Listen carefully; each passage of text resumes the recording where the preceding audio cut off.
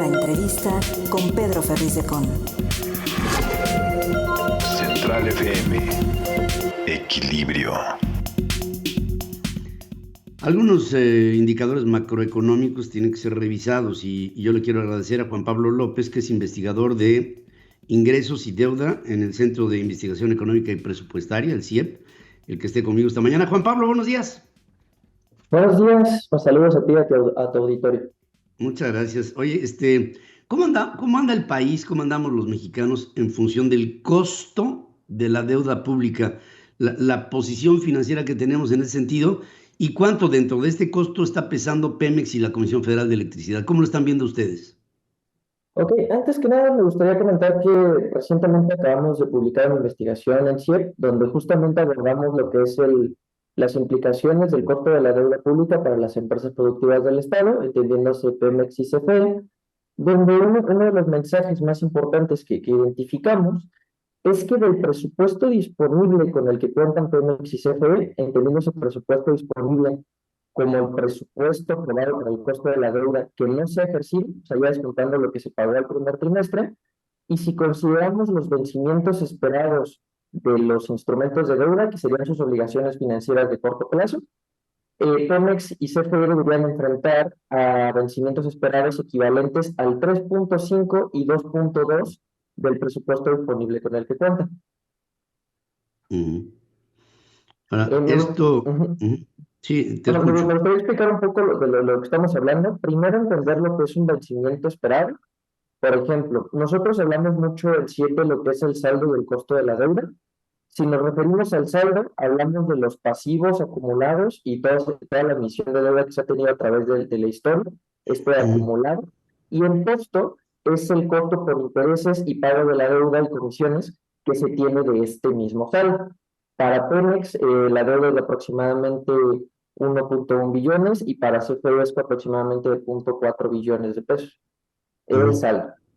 Si nos enfocamos a lo que sería su costo y a lo que nos referimos con el 3.5 y este 2.2, es que para 2023 se aprobó un presupuesto, voy a empezar por ejemplo con Pemex, se aprobó un presupuesto de 148.086 millones de pesos. Se ha ejercido el 36.9% de este presupuesto durante el primer trimestre, lo que nos restaría 93.000 millones de pesos aproximadamente, pero los vencimientos esperados, estas obligaciones de corto plazo que se tendrían, son de 329.131 millones de pesos. De ahí viene la razón de 3.5. El caso de CFE es una manera bastante análoga, es igual descontar lo que ya se gastó, los vencimientos, y nos da el 2.2. ¿Qué implica esto? Lo que implica, dado el limitado espacio fiscal que también ya hemos venido platicando en CIEP desde hace un tiempo, es que lo más probable es que se opte por la opción del refinanciamiento. El refinanciamiento que implicaría sería aplazar el pago de estos intereses y de deuda, que sería la amortización, y aplazarlo significaría mandar este costo hacia el futuro, presionando el costo financiero futuro de la deuda, y esta es más o menos la implicación que se tiene respecto a la liquidez de Pemex y CFE para 2023. O sea, esa posposición, ¿de cuánto tiempo estamos hablando? Sí, eso dependerá de los términos de refinanciamiento. Bueno, en caso de que se opte por el financiamiento, dependería de la negociación financiera y de cómo estén los mercados financieros.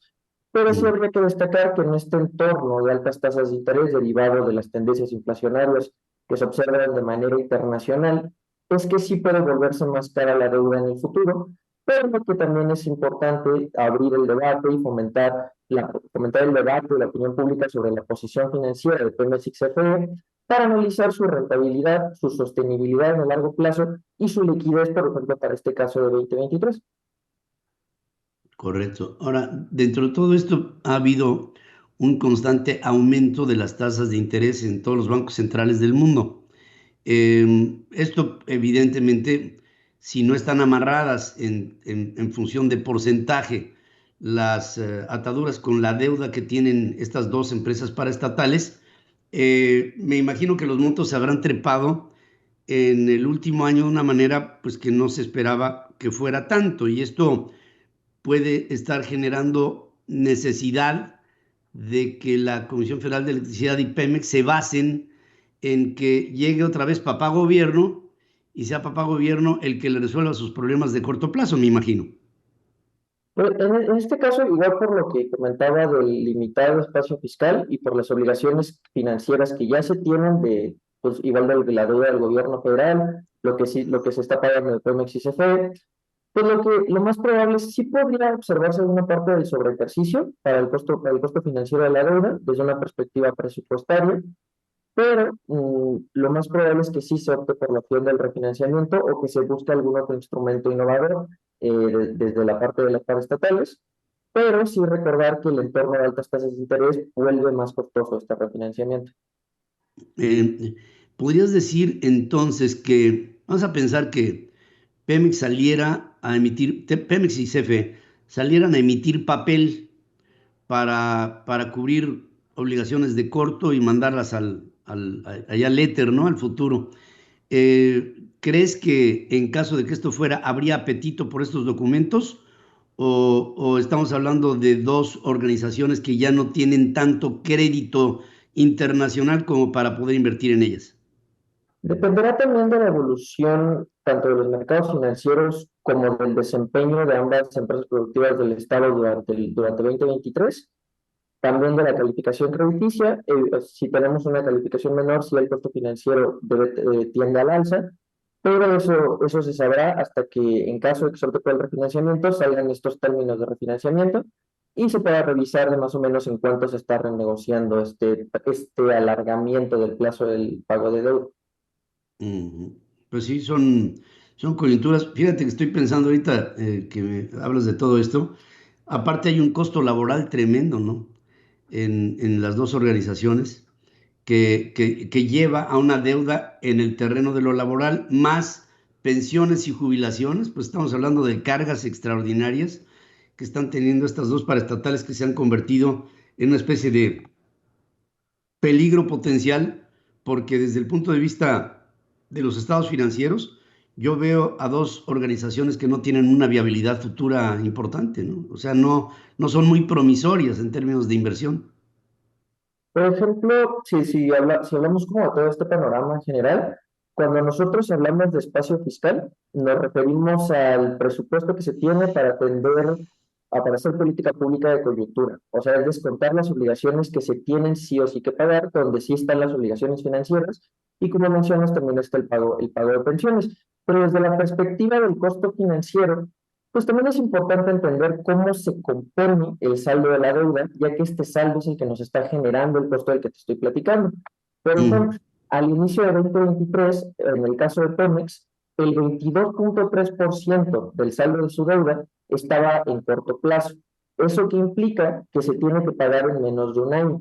Y eso es lo que puede generar problemas de liquidez como los que estamos observando ahorita, pero también recalcar que hay otras características del saldo que son muy importantes de mantener en cuenta. Por ejemplo, igual manteniendo sobre Pemex, su deuda, el 71.8% aproximadamente, está emitida en dólares, por lo que también tiene efecto el tipo de cambio y la apreciación del peso. También mitigado por el hecho de que los ingresos de Pemex están en dólares, entonces ahí también se tiene un efecto neutral. Y también el tipo de tasa sobre la que se está emitiendo, que como mencioné, en este entorno alcista de tasas de interés, vuelve más caro lo que es el pago de intereses.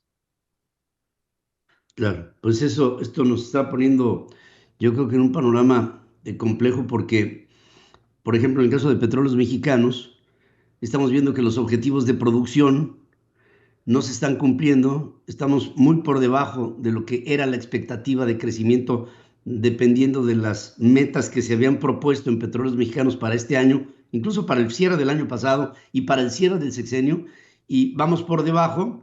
No hay inversión en la exploración, en nuevos pozos, en mayor producción y sobre todo las limitantes que se le están poniendo a los entes privados que participan en la cogeneración, en este caso de investigación sobre reservas probables para pasarlas aprobadas, pues no está ayudando mucho porque no hay mucha libertad, no se les da una manga ancha y Petróleos Mexicanos quiere aprovechar lo que no tiene dinero para invertir y se convierte esto en un círculo vicioso que tiene muchas perspectivas más de solución yo creo que las tiene de problema y los costos financieros le están pegando duro a estas dos paraestatales.